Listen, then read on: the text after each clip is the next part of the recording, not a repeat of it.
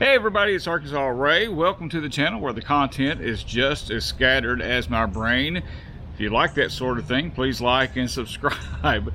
Otherwise, thanks for being here regardless. Well, I just wanted to put this out because it's been a while since I've had any sort of content put out. I just put something out recently about a truck that was trying to maneuver through some streets. Otherwise, I haven't put out much of anything else. And so there's a reason for that. I had a great big change, career change that happened for me.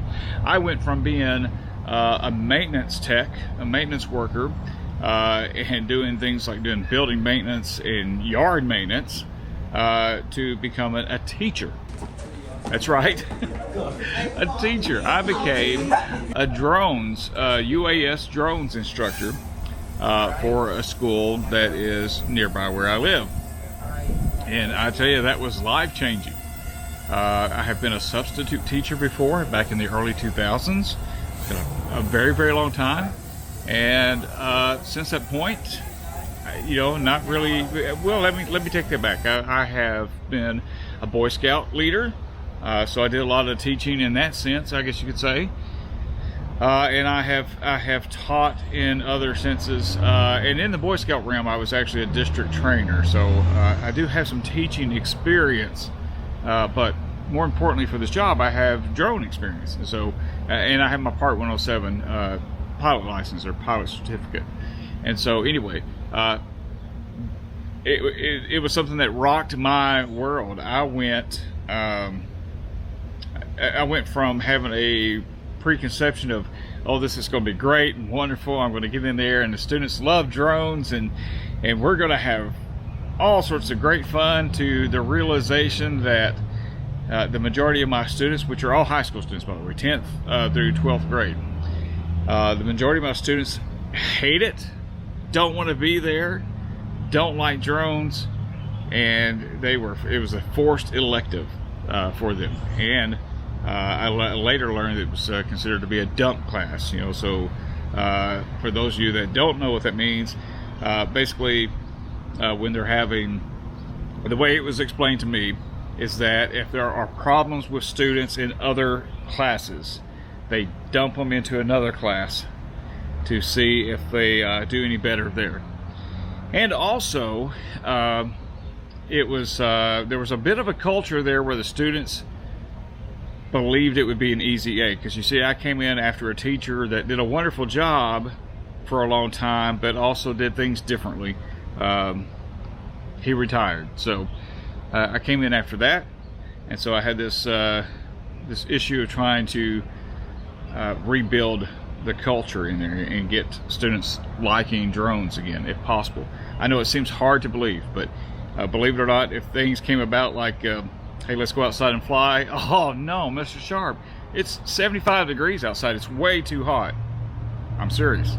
And then, okay, let's go fly today because it's a beautiful day. No, it is 65. My mama said I don't have to go outside and fly no drone and be in no kind of weather like this if it's like this, because it's too cold. And I heard stuff like that over and over. And so that, and I didn't have a solid curriculum to work off of. I was just winging it for the most part. And my understanding is that I had to teach from bell to bell.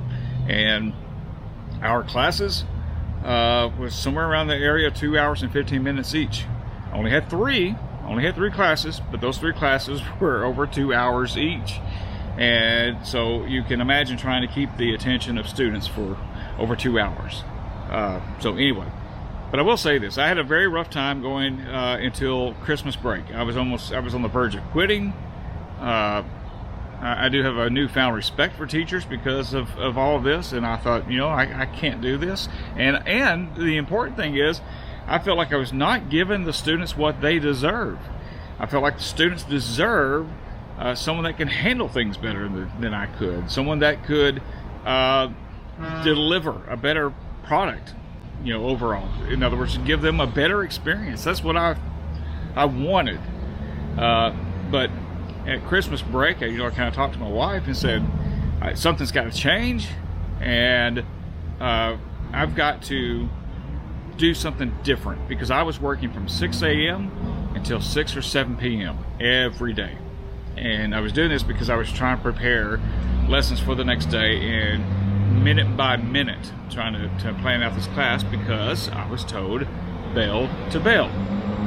But I talked to some other teachers and found out that they try to come up with stuff to do from bell to bell, but it's not necessarily teaching a lesson or subjecting them to a full lesson the whole time. You know, sometimes it was broken up into other things, activities, working on projects, things of that nature.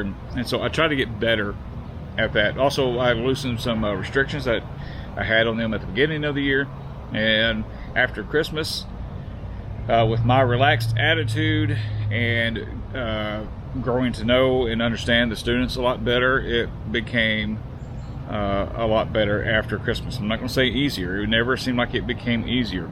And the other issue I had was administrative duties. So all the paperwork, the things involved, I was overwhelmed with the number of emails, 20 emails or so a day of do this, do that, you got to get this done before this date. All, you know, at the same time, I'm trying to tread water and not drown in the whole fact of what's going on in the classroom. So anyway, that was my experience. For some of you out there that might be watching that are longtime teachers, you're probably thinking, you whiny little brat. And I understand. I get where you're coming from, but that was my experience, and that was what I was having a hard time with. And so, needless to say, because of that, I have a side drone business, and during the school year, I was not able to. I felt like I was not able to do any drone jobs whatsoever. I lost a lot of money because of not doing any drone work. I was exhausted to the point where I was coming home and falling asleep, you know, on a couch while I was trying to do work, you know, having work in my hands. And yeah, that was another thing too. I mentioned earlier that I worked from 6 to 6. Well, I would get home and still do more work for school.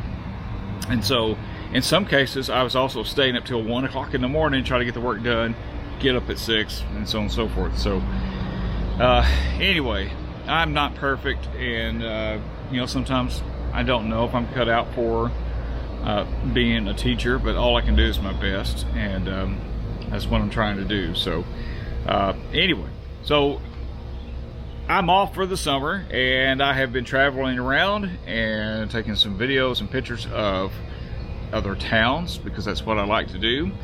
Spending some time with my daughter, and you know, trying to do things with her. She just recently went camping with us, and I wish I would have got more pictures and video of that.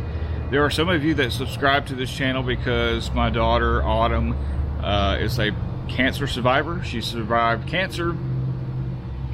She was a St. Jude patient back in 2005 until she turned 18, and she was only 6 years old when she started as a patient for St. Jude.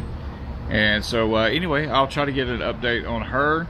I'll just say up front, life has not been great for her, physically, mentally, but that's a subject for another video at another time.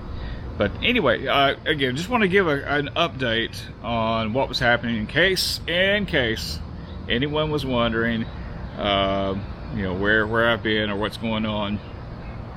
And that's what's going on. So actually right now I'm at a location. I've put out a video previously about a haunted house we work on. So I'm actually here to work on a haunted house, get it ready for October. We're actually tearing it down and going to rebuild it, and hopefully that will be another video coming out soon. So anyway, thank you for watching. Thanks for liking. Please subscribe if you haven't done so already. I appreciate it very much. Hope everyone has an awesome, wonderful day wherever you are.